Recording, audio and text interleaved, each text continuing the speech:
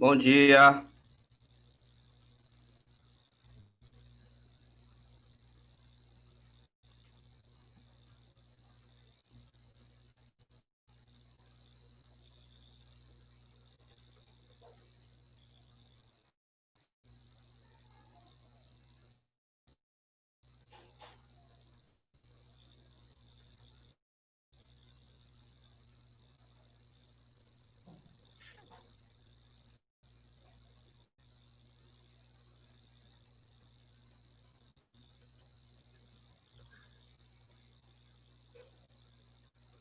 Bom dia, tio. Bom dia.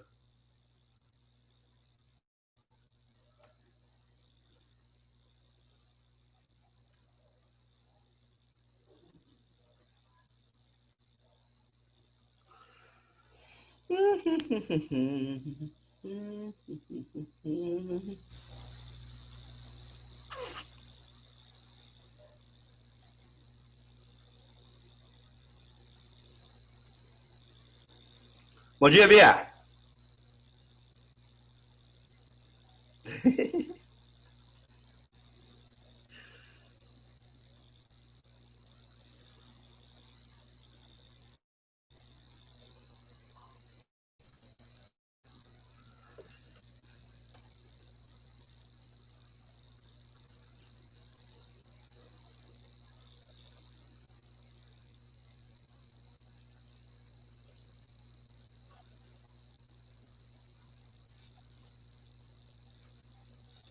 Pô, acabou de bagunçar, ninguém falou nada.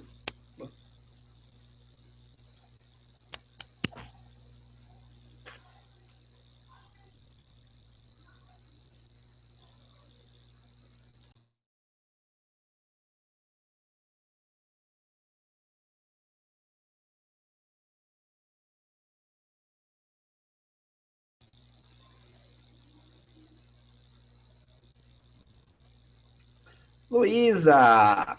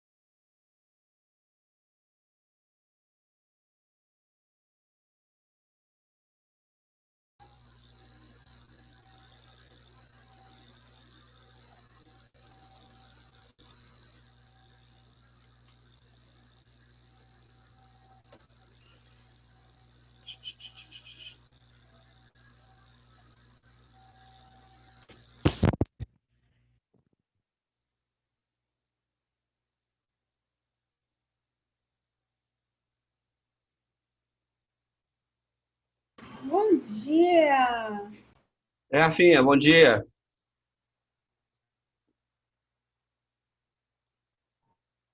Aonde?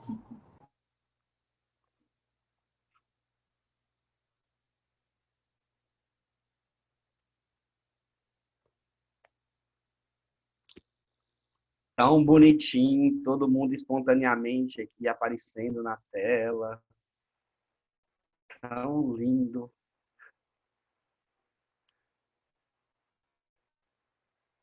Ei, Julinha, Bom dia, tio. tudo jóia, Bijo? Tudo, tudo. Eu cheguei, eu saí daqui, eu fui pra cozinha e eu deixei o negócio aqui esperando a aula começar. É quando eu chego, já tem o símbolo lá pra eu entrar. Eu achei que tinha me atrasado total. Mas não, eu tava até adiantado um minutinho. Não, eu que abri a aula mais cedo. Ai, 5 minutos, eu acho, mais cedo. Ele vai adiantando o protocolo cada crachá, cada crachá, cada crachá.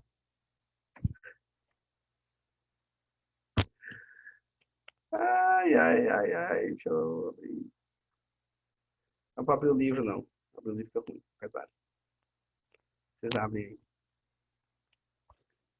Acho que eu abri muito cedo a aula. Não, é 11h02 já, ué. O povo não tá chegando mesmo aqui, ó. Preguiça. Preguiça.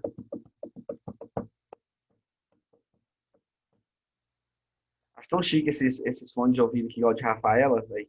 Tão bonito. Vou comprar um desse pra mim. Acho que eu vou vender meu carro pra comprar um fone desse.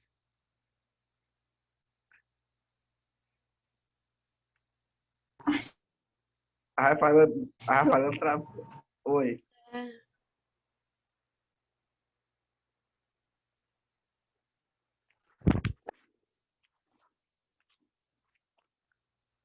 Cadê Rafa? Rafa travou, velho.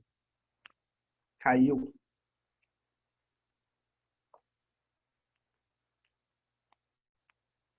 E Bárbara, e Rafael? Meu brother. Bah. Bah.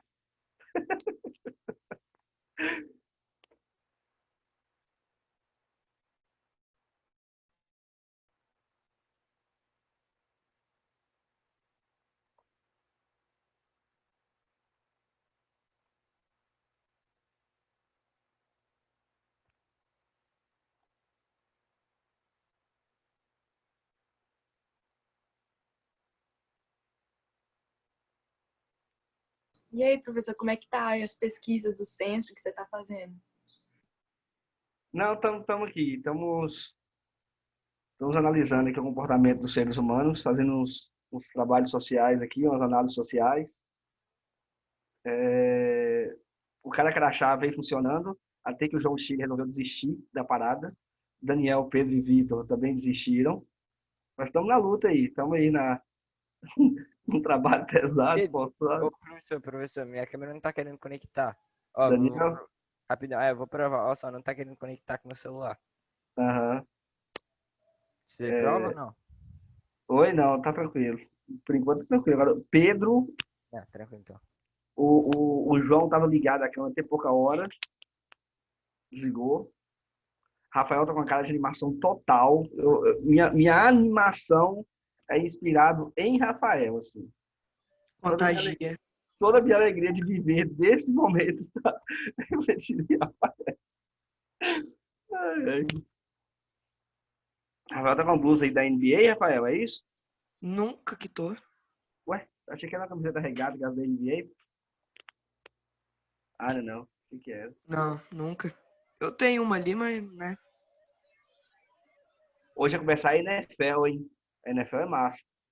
A NFL eu gosto. Cadê o cabelo triangular, Rafael? Mais do Nunca que tenho, mas saiu da minha vida.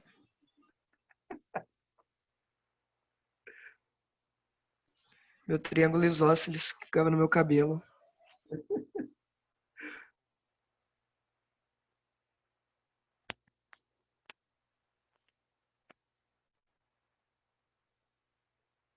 Vitória Ferraço.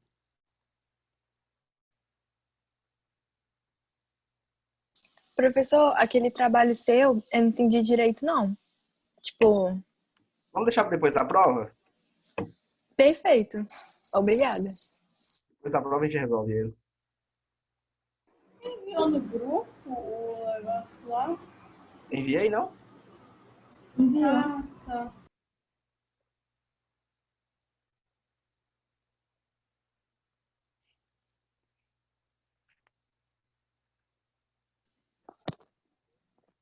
Bom dia. Bom dia, Enzo. Tudo certo, meu brother? Não, Aqui ótimo. Que ótimo. Estamos bem também. Ei, Luísa. Tudo certo?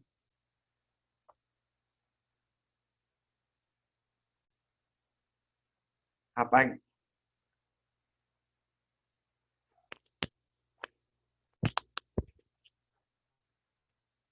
Professor, você vai tirar as pessoas que não ligarem a câmera? eu estou abrindo o WhatsApp aqui na página aqui para falar com o Danilo para ele entrar na sala de aula. Meu chefe.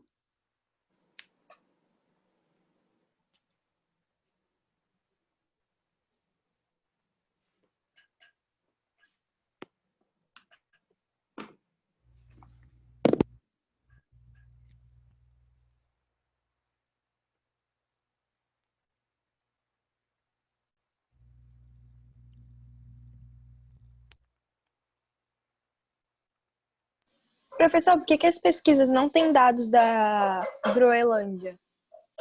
Qual pesquisa? Qual pesquisa? Por exemplo, aqui tá na página 73, tá Mundo, reserva de petróleo bruto em bilhões de barris, 2015.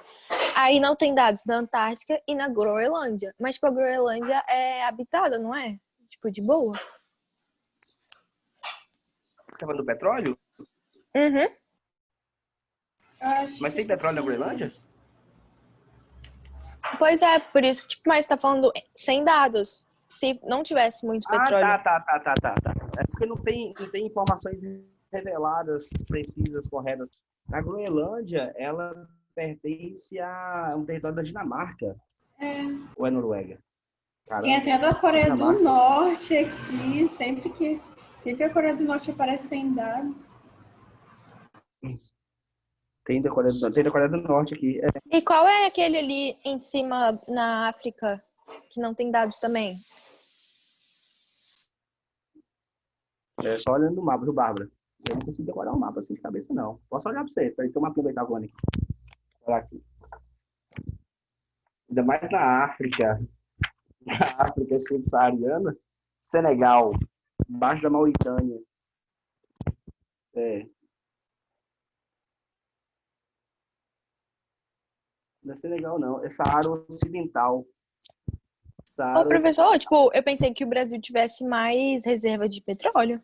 Ah, tá. Mas aí é uma proporção em relação ao mundo, né, Bárbara? A gente tem Aham. muito petróleo, mas é muito menor, a quantidade muito menor do que o que se tem na Venezuela, por exemplo, do que o que se tem na Arábia Saudita. Então, é uma questão de proporção. O Brasil não aparece de maneira tão relevante, mas a gente tem muito petróleo. Depois da descoberta do pré-sal, principalmente, né? Quem que não pode ligar a câmera aqui, galera? Deixa eu ver aqui. Ô, professor, e tem pré-sal em todo mundo, né? Ou só no Brasil? Espera aí, rapidinho. Tá. Deixa eu tentar entender aqui. João Pedro. João Pedro não pode ligar a câmera. Tá bom, João Pedro, meu brother. Vamos lá. Pré-sal, descobriu-se as reservas do Brasil. Pode ser que em vários territórios do mundo tem. Só que tecnologia para extrair esse petróleo é que só o Brasil tem. Só nós temos. Olha que coisa linda, né, moço? Tá, eu só tenho o Vitor Augusto que não tá com a câmera ligada. E eu tenho... O Brasil tem tudo para dominar esse mundo, mas não duvida. Larissa, Vitor Augusto e Júlia Chain. Que é a Júlia, hein? A internet tá fraca, aí eu desliguei. Ah, tá. Cara, vocês estão lindos aqui, tá? Para começar a aula é um parto. É um parto natural. Vou começar a aula. O Vitor Augusto, o João. O João foi o que começou comigo? Ah, tá. Sim. O João começou comigo. O Vitor. Vitor, tá aí, meu filho? Vitor Augusto. Eu acho que o Vitor Augusto tem algum problema em relação à câmera dele, né? Deixa eu ver aqui. Tem nada. Oi? Da última vez ele tinha aparecido. Vitor. Vitor, meu brother, se você não se manifestar, eu vou acabar te excluindo da aula. Professor, é o Augusto, né? Vitor Augusto. Vitor Castro tá aí, meu brother. Tudo bom, Vitor? Como você está? É eu, né? Então, Eu tô bem. A Larissa. Cadê a Larissa, galera? Ela avisou hoje que a câmera dela deu algum Larissa problema. tem algum problema também? Uhum, ela avisou hoje. Aí o Caio disse que ela tinha que avisar pro Danilo, só que Eu vou deixar o Vitor na sala aqui. talvez ela já até avisou.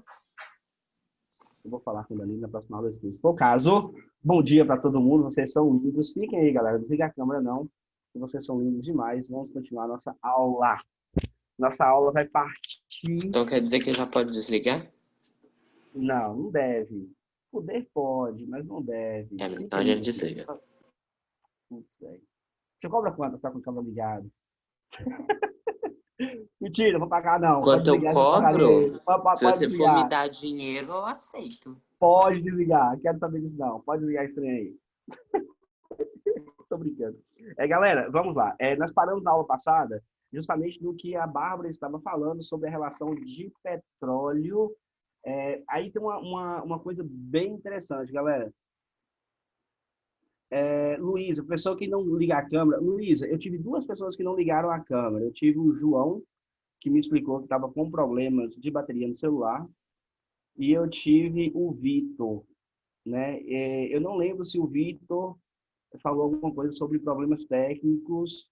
Eu vou deixá-lo. Na próxima aula, se for o caso, eu excluo. Tá bom? Na próxima aula eu excluo, se não tiver nenhum tipo de justificativa. Mas eu vou passar para o Danilo. Na verdade, eu já passei para o Danilo. E ele toma as providências necessárias sobre isso aí. Então, deixa eu continuar nossa aula aqui. Nós paramos aqui na questão do petróleo, né? O que ele estava falando sobre a quantidade, a gente falou isso na aula passada. Existem países que têm muito petróleo, mas não conseguem ser grandes produtores, que é o caso da Venezuela, e isso por conta da limitação tecnológica. Estados Unidos é o maior consumidor de petróleo do mundo, depois vem a China, porém, é o maior consumidor de energia do mundo. Aí ficou uma perguntinha que a gente não respondeu, da página 75. Quais são as consequências ambientais do uso intenso de petróleo e carvão como fonte de energia? Galera, Vitor, responde para mim, meu brother.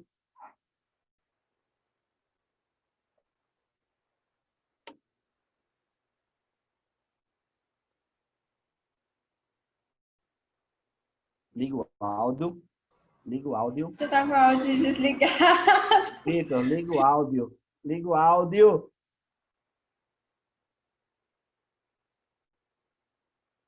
Liga o áudio, Vitor. Aperta Alt mais A. Isso, Vitor, exatamente. O áudio. É o áudio. O que foi? Você falou, mas estava com Pra áudio. você falar. É porque eu tô aqui discutindo comigo mesmo, porque esse trem não fica parado, entendeu? Pronto, Aí eu tô aqui calma, discutindo comigo mesmo, entendeu? Tá de boa. Agora responde a pergunta, agora. 75. Mas liga o áudio e responde, Responder a pergunta? meu filho. Gente, o professor, eu tô boiando, professor. Não sei o que você tá falando, não. Página 75, meu brother. 70. Ah, tá. Ah, já é pra abrir, gente. Ai, que medo, nem sabia. Ai, O que está acontecendo?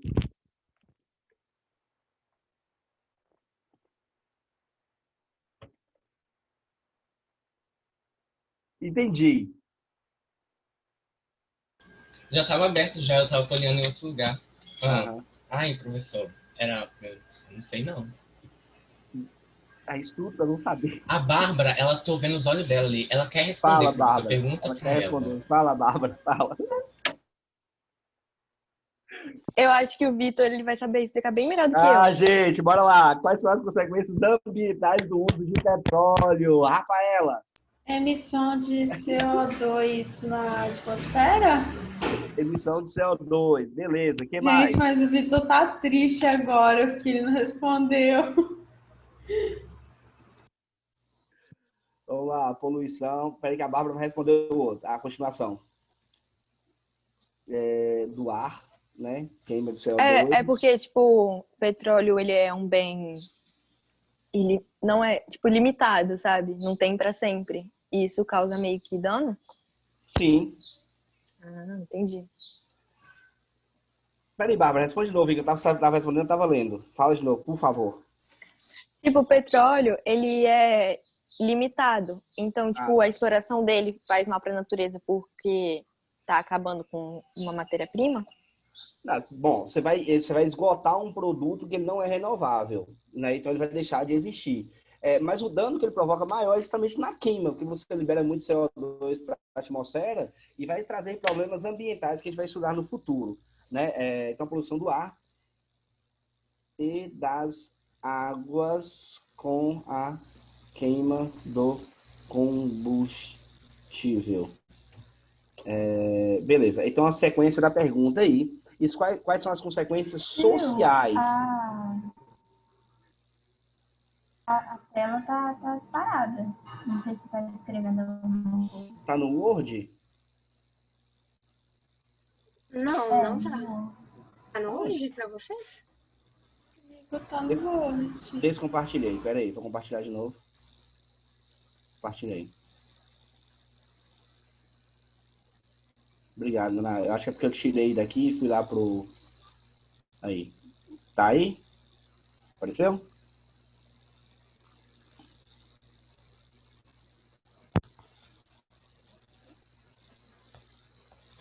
Foi? Foi. Beleza. Depois tem a sequência da pergunta. E quais são as consequências sociais do uso do petróleo como fonte de energia, galera?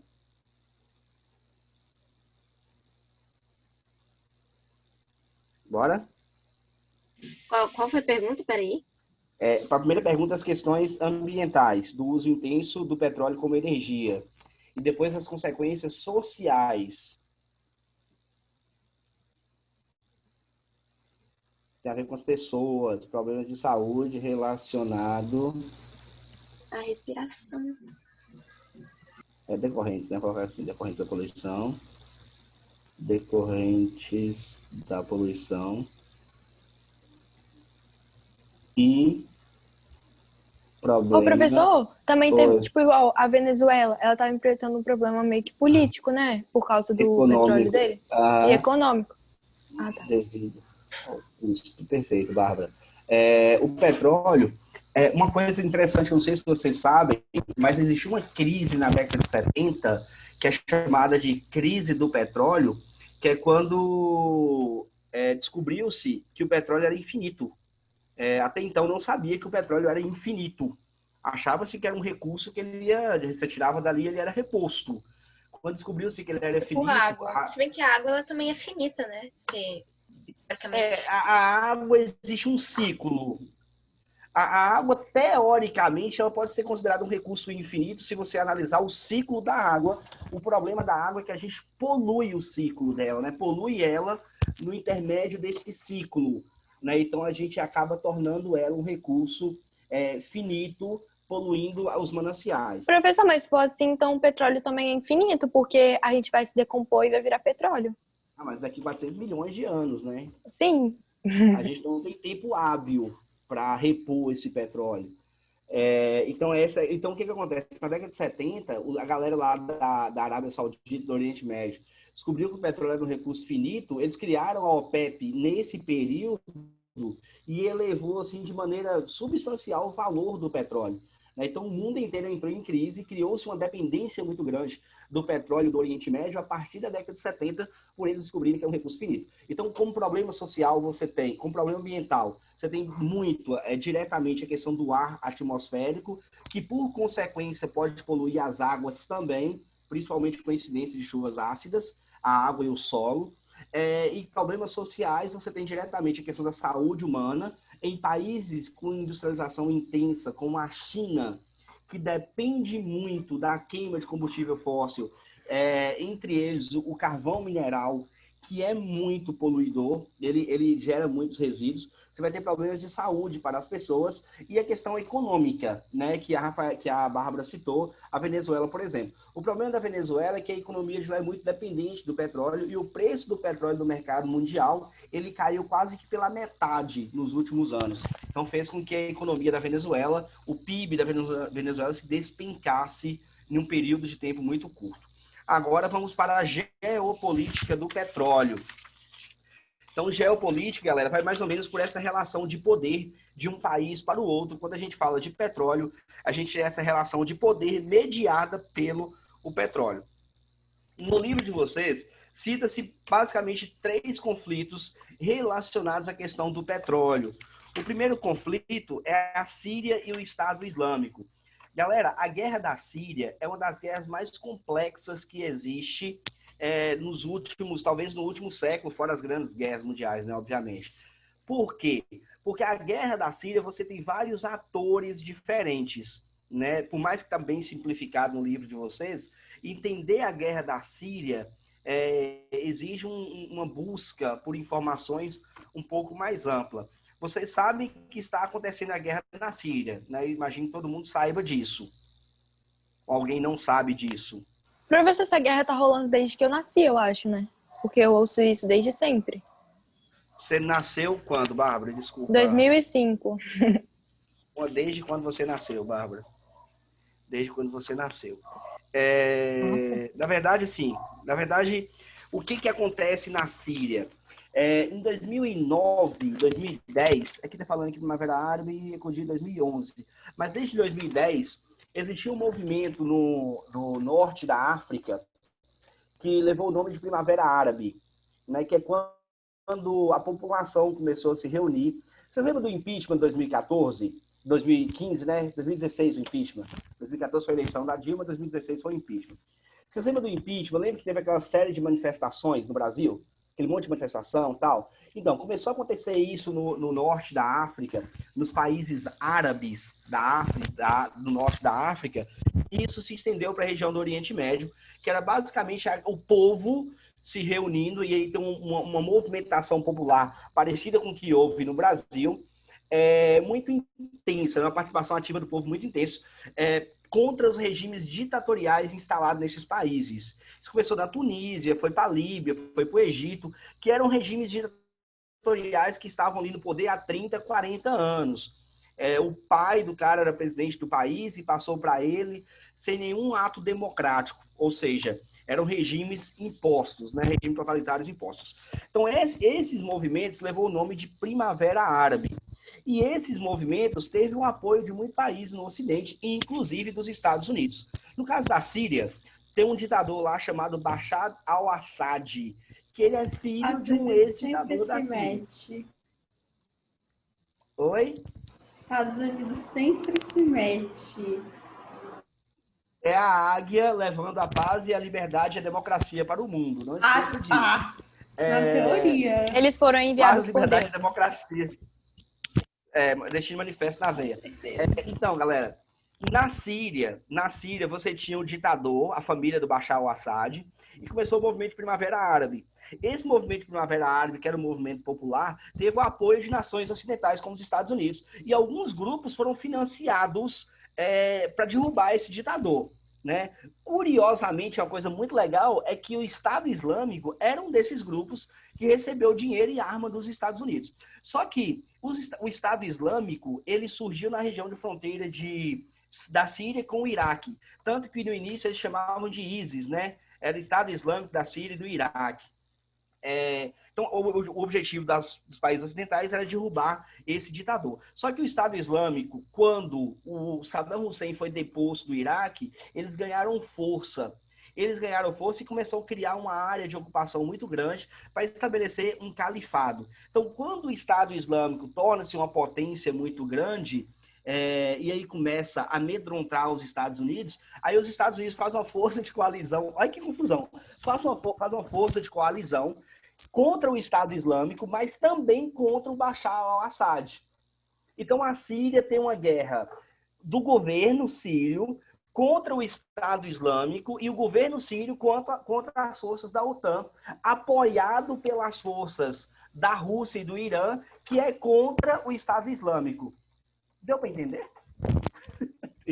Mais ou menos. Ô, professor, o Bin Laden, ele era do Estado Islâmico? O Bin Laden era chefe de um grupo terrorista chamado Al-Qaeda. Só que a galera do Estado Islâmico achava que a Al-Qaeda... Não, mas a galera do Estado Islâmico fazia parte da Al-Qaeda. Só que eles achavam que a Al-Qaeda era muito manso. O povo da Al-Qaeda não era tão extremista. Que eles tinham que ser mais extremista ainda. Então o Estado Islâmico é um braço da Al-Qaeda. Mais radical do que a Al-Qaeda. Entendeu?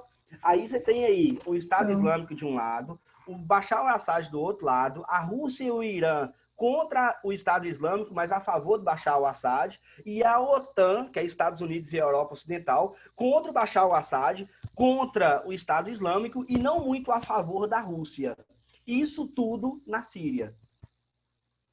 Isso eu não estou entendendo. Duas coisas que eu queria perguntar. Só duas, Inaí? Tá ótimo. Tá tranquilo. O que é Primavera Árabe? Eu não sei. A Primavera Árabe está descrito na página 75 de vocês. A Primavera Árabe é os movimentos populares que eclodiram na região árabe ali do norte da África, mais o Oriente Médio, que são próximos ali, né? Geograficamente estão próximos ali. Então, Então, é esses levantes populares contra os governos ditatoriais nos países. Então, Uma coisa isso que me é a ajuda a Primavera lembrar da Primavera Árabe é a Primavera dos Povos. Tipo, foi uma coisa que aconteceu na Europa antes. É igual o Thiago falou aquele dia, tipo, foi umas revoltas, foi uma revolução. E, tipo, o nome Primavera me faz lembrar que foi, tipo, meio que uma série de manifestações também. Isso. Aí me ajuda. Segundo, né? E o que é o Estado Islâmico? O Estado Islâmico é um grupo terrorista. Por que terrorista? Porque eles fazem guerra de maneira ilegítima, ilegal, e eles não representam um Estado. Por isso que eles é chamado de grupo terrorista. Que além de matar... guerra que está na lei. Sim, a guerra entre Estados é permitido, desde que tenha uma justificativa. Permitido, que legal. Por exemplo, a Guerra do Golfo foi uma guerra que o Iraque invadiu o Kuwait e a força de coalizão da OTAN teve autorização de entrar nessa guerra contra o Iraque para estabelecer o ordenamento daquela região. Então, a força da OTAN tinha permissão para essa guerra. Guerra é uma coisa prevista. A ONU existe para evitar que uma guerra aconteça. Como é que o Estado entra em guerra? Oi? É tipo, Existe lei os pra presidentes dos países vão lá, fazem cagada, Você e sabe ao qual... invés deles irem, sei lá, resolver, Você sabe- aí eles mandam um monte de gente, um monte de soldado para matar uns aos outros. Galera, Ai, desculpa. a Coreia do Sul e a Coreia do Norte, eles estão em estado de guerra até hoje. Eles estão em estado de guerra. Sei. A guerra Inclusive, o alistamento militar na Coreia do Sul é obrigatório. é obrigatório. É obrigatório por causa disso. Eles estão em E, estado se eu de não me guerra. engano, tem o metrô, os metrôs da Coreia do Sul, eles têm placas assim do lado que, se acontecer de meio que uma bomba chega lá, as pessoas têm que ir pro metrô. O metrô é meio que um bunker, vamos dizer assim, um lugar seguro para elas ficarem. Sim. Então, se porventura, por exemplo, a Coreia do Norte jogar uma bomba na Coreia do Sul, o Kim Jong-un, por exemplo, ele não vai ser acusado de crime de guerra, porque eles estão em guerra. Eles não assinaram eles assinaram cessar-fogo, não um acordo de paz. Então, guerra é uma coisa legítima. Mas só para falar do Estado Islâmico, que eu usei essa intervenção. O Estado Islâmico, então, eles não representam o Estado, por isso que é um grupo terrorista. E terrorismo, ele é diferente de guerrilha, por exemplo. Porque o Estado Islâmico, ele existe, as táticas de guerra dele é de impor o terror. Terror, ele é diferente de ataque. Porque o terror é quando você ataca, além de maneira direta, você impõe medo. Né? E uma tática dos Estados Islâmicos, não sei se vocês lembram, era filmar assassinatos, por exemplo, para impor medo nas nações ocidentais. Então, o Estado Islâmico é esse grupo terrorista que tem como objetivo estabelecer um califado.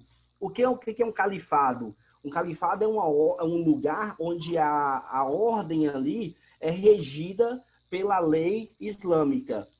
No caso, a Sharia, que é um livro de regras, de condutas do povo islâmico. Então, isso é o Estado Islâmico. Então, beleza, o conflito na Síria é mais ou menos isso aí. Depois eu vou indicar um videozinho de uns 5 minutinhos do Felipe Castanhari, para vocês assistirem, que dá um panorama legal da Síria. É um videozinho bem legalzinho, bem divertido. Oi, Nay, você falou, não te ouvi direito. Vamos lá. É muito bom, o videozinho dele é muito bom, sobre a guerra da Síria. Vocês vão gostar, tenho certeza que vão. Depois a Rússia e os conflitos no Cáucaso. Bom lembrar, galera, que a Rússia ela vai herdar a posição geopolítica da União Soviética pós-dissolução da União Soviética de 1991. Então vai haver ao entorno da... Eu sempre falo para vocês imaginarem, eu sempre falo para imaginar a Rússia como uma vaca, e a borda da vaca é cheia de tetinhas, onde que a Rússia quer que a galera ali fique grudadinha nela e a galera quer sair da vaca, que é a antiga União Soviética. E aí existe uma questão econômica muito interessante, que é o quê? Quando vocês pegam o mapinha da página 76, alguns dos principais gasodutos e oleodutos que chegam à Europa. Analisa aí na página 76. O que vocês vão perceber? A economia da Rússia, ela gira basicamente em torno do petróleo. A Rússia é uma vaca? É uma vaca, e os países da antiga União Soviética seriam as tetinhas da vaca ali, onde que a Rússia quer deixar essa galera coladinha, mas a galera quer sair fora da Rússia, mas existe uma ligação entre essa galera e a Rússia. A Rússia não é uma vaca. A Rússia é gente boa. A Gente, Rússia que fez a viagem vacina é do essa, coronavírus. cara? Eu não tô entendendo. É, não é nada. viagem. Tipo, o professor tá tentando dizer que a Rússia, ela quer manter por Como perto se fossem os os bezerros. países. É. Que pertencia à União Ei. Soviética. Ah, Ah, ok. Eu achei que tinha sido fácil de entender. Obrigado, Bárbara. Obrigado aí, velho. Ajudou. Vamos lá. Analisa esse mapa, galera. Esse mapa aí, ó. Principais gasodutos e oleodutos que chegam à Europa. Percebe-se que a Rússia, a principal fonte de renda da Rússia, a economia da Rússia gira muito em torno do petróleo e gás natural. E esse petróleo e gás natural, ele abastece a Europa. Eu não sei se vocês já foram na Europa, eu também nunca fui. Na Europa, as casas dependem muito de gás, por exemplo, para aquecer durante o inverno. E esse gás, ele vem muito da Rússia, certo? Só que quando estava a União Soviética, essa galera toda aí em torno da Rússia fazia parte da União Soviética, estava tudo certo. Os gasodutos passavam tudo na União Soviética, estava tudo certo. Só que quando essa galera torna-se independente, esses países eles vão querer algum dinheiro para deixar esses gasodutos passando por ali. E aí é onde começam as tretas. No livro aqui vai falar só de uma tretazinha no Cáucaso que envolve a Geórgia. A Geórgia é a Ossétia do Sul. A Ossétia do Ô, Sul tio, e a que Abkhazia. página é? 70. meu Deus, é um país que eu nem sabia que existia. Minha Não preocupa nossa. não, tá tudo certo. Tá tudo certo. Tem uns também que eu não sabia que existia, não, até um tempo atrás. Butão Digam, era um foi deles. para todos esses países. Eu não sabia que tinha um país chamado Butão, mas tem, enfim. Então, vamos lá. Qual é a treta aqui no caso? Primeiro que você tem uma questão de estratégia de vários gasodutos passando nessa região. Depois você tem aqui a Geórgia. A Geórgia é um país estratégico para a Rússia, no ponto de vista de que a Geórgia é banhada pelo Mar Negro, que está conectado à Europa. Porém, a Geórgia não tem acesso ao Mar Cáspio, o que limita a Geórgia economicamente. Eu tenho duas regiõezinhas da Geórgia, a Ossétia do Sul e a Abkhazia, que a galera quer se separar da Geórgia e provavelmente se anexar à Rússia. Aí, galera, a gente tem um reflexo muito grande do período de União Soviética, onde os povos que ocuparam essa região tinham muita ligação cultural com a galera soviética, com a galera rússia. É uma situação parecida com a Crimeia, na Ucrânia. Então, o povo nessa região quer se separar. A Geórgia não quer perder esse território. No caso da Rússia, eles vão apoiar, obviamente, a galera separatista da Ossétia do Sul e de Abkhazia para tentar anexar esse território futuramente à sua região. Beleza? Então, eu tenho aí uma questão econômica, uma questão vinculada ao petróleo, a passagem desses gasodutos e desses oleodutos por essa região aí. E, por fim, a gente chega na invasão do Iraque dos Estados Unidos em 2003. Por que destaque em 2003? Porque em 1990, eu já falei com vocês, 1991, os Estados Unidos entrou em conflito com o Iraque. E uma coisa que vocês não sabem, tenho certeza que não, é que o pai de um cara chamado George W. Bush era presidente dos Estados Unidos em 91 e o filho, George W. Bush, era o presidente dos Estados Unidos em 2003. Bush. Então,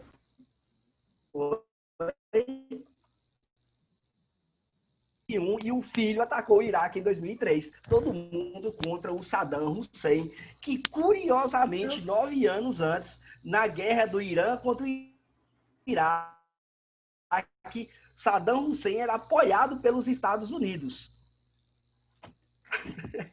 Eu acho muito massa isso aí. Estadunidense, pelo amor de Deus. Foi a guerra. Não se mete, ninguém pediu para tu se meter. Vamos lá, Pediu sim, é porque precisamos da democracia e da liberdade nesses países. A democracia e liberdade, eles estão destruindo tudo. Os Estados Unidos foi para levar a liberdade e democracia. Sério, eu vi um vídeo que era tipo, as crianças da Síria gravaram um vídeo pedindo para pararem de bombardear. Cara, eu fiquei com tanta dó, mas tanta... Ô Rafa, mas tem um problema na questão do Iraque. Tem um problema na questão do Iraque. Vamos lá. O contexto do Iraque para os Estados Unidos tem a ver com a guerra ao terror a partir de 2001, quando os Estados Unidos é atingido pelos aviões lá no atentado ao World Trade Center. Esses atentados foram organizados pela Al-Qaeda, que é do famoso Saddam Hussein. A partir disso, aí, os Estados Unidos instala uma caçada que eles chamam de guerra ao terror pelo Oriente Médio, começando pelo Afeganistão, vai para o Iraque e posteriormente para a Síria. Inicialmente, o objetivo é capturar o Estado Islâmico e destruir essas organizações terroristas que existiam. Isso é um ponto. A outra questão é o seguinte, o Saddam Hussein, ele era um ditador no Iraque e ele já cometeu diversos crimes, assim, crimes bárbaros, de ter ido na fronteira, por exemplo, no norte do Iraque, e ter matado toda uma comunidade de curdos com armas químicas. Morreu muita gente com armas químicas. Sim, o Saddam Hussein não era de Deus, não. O negócio era meio demoniado, assim. Pra você ter ideia, os Estados Unidos sequestrou milhões e milhões de dólares em dinheiro do Saddam Hussein, e era um dinheiro que era utilizado para financiar a guerra contra o Iraque. Só que tem um detalhe na questão local, ali, na questão do espaço do Iraque. O Saddam Hussein, para aquele lugar, para o Iraque, era o que se chama de mal necessário. Apesar dele ser um ditador do demônio, ele era um cara que mantinha uma certa organização naquele espaço ali, certo? O Saddam Hussein era de um grupo minoritário, né? Um grupo étnico-religioso minoritário no Iraque. Ele era sunita, a maioria era xiita, só que ele conseguia, com a força ditatorial dele, impor essa organização ali. Então, no Iraque, existia uma organização muito maior com o Saddam Hussein do que depois do Saddam Hussein. Porque quando os Estados Unidos capturam o Saddam Hussein e ele é julgado e condenado à morte, na época tinha videozinho dele sendo enforcado, ele morreu enforcado mesmo. Aparentemente, iria se criar uma democracia no Iraque e iria criar-se um novo país no Iraque. Só que os Estados Unidos, não sei se por interesse ou por incompetência, não conseguiu essa reorganização de Estado no Iraque. E até hoje é uma bagunça política lá. Até hoje, lá você não sabe quem é grupo terrorista, quem é Estado, quem é governo. Vamos levar a democracia e a liberdade para lá. Isso não dá muito certo por causa de Pelo amor calor. de Deus. A gente não sabia que lá era tão quente e tal. Enfim, existe prós, existe contras, existe uma necessidade de estudar muito, muito, muito, muito, muito. Obviamente, aqui no livro de vocês até fala assim, ó, segundo analistas, as reais intenções dos Estados Unidos eram outras: assegurar a posse de reservas de petróleo iraquianas. Ainda hoje, o Iraque sofre com consequências da invasão estadunidense. Isso é muito cogitado, a questão do petróleo e tal. Isso era muito mais evidente do que hoje, por sinal, né? A necessidade que os Estados Unidos tinha de controlar essas áreas produtoras de petróleo. Mas a gente vai discutir isso muitas vezes ainda na vida. Para a gente chegar à conclusão vai ser difícil, mas a gente vai chegar a mais entendimento. A gente precisa saber que o petróleo está envolvido nessa parada aí, porque a gente está falando da região, uma das regiões que é a maior produtora de petróleo do mundo. No caso você pega ali Kuwait, pega a região do Iraque, o Irã, eles produzem quase a mesma quantidade de petróleo que a Arábia Saudita. A Arábia Saudita, depois dos Estados Unidos, é o maior produtor de petróleo do mundo. Aquela empresazinha chamada de Aramco é a empresa saudita de produção de petróleo. Bom, saindo do petróleo, vamos para a energia limpa do nosso continente maravilhoso, a Europa. O mundo é o único que está investindo em fontes de energia limpa. Que não seja guerra nessa aula. Só que a Europa, eu não vou fazer a crítica da Europa não, porque não cabe nesse a Europa pegou nosso ouro, né? Então... e usou esse ouro agora para desenvolver energia limpa e está esbanjando no mundo agora que eles têm energia a gente limpa, que vai ter que comprar, mas eles não querem doar. E a gente tem que comprar porque eles estão preocupados com a Europa, eles não estão preocupados com o mundo. Na verdade, a Europa tem um problema de dependência de energia porque suas fontes de carvão mineral estão se esgotando, estão se reduzindo, eles dependem do petróleo russo, eles dependem do petróleo da Arábia Saudita, do Oriente Médio, e para eles acabar com essa dependência, eles têm desenvolvido muita tecnologia em torno de energias Professor, limpas. Inclusive, mas tipo, o Acordo de Paris, ele foi assinado em 2015 para entrar em vigor em 2020, esse negócio da energia limpa? Bárbara, o Acordo de Paris foi assinado em 2015, liderado pelos Estados Unidos. Em 2017, Trump ganha e sai do Acordo de Paris. Ele falou assim, nossa, eu lembro até hoje que ele falou no discurso dele, mas aquecimento global não existe, tá até frio aqui. Nossa, eu fiquei com tanta raiva, que tipo, pega aqui esse cérebro que você deixou cair o seu. A ecopolítica global existe um problema muito sério. Rafa, presta atenção, analisa a coisa de maneira ampla. Existe um problema muito sério que é o seguinte: a economia no mundo ela é tão importante quanto o meio ambiente. Isso é uma coisa que é difícil a gente admitir, mas é inegável. Eu preciso de um equilíbrio econômico sobre todas as coisas, sobre todas as políticas que eu tenho que adotar no mundo. Sobre as políticas ambientais. Meu telefone está tocando e está longe de mim. Vai ficar tocando.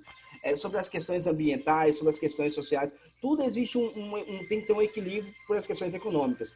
Como que eu vou em países que estão se desenvolvendo agora e eu falo que tem que parar todas as indústrias que consomem energias poluidoras? Por exemplo, que queima carvão mineral.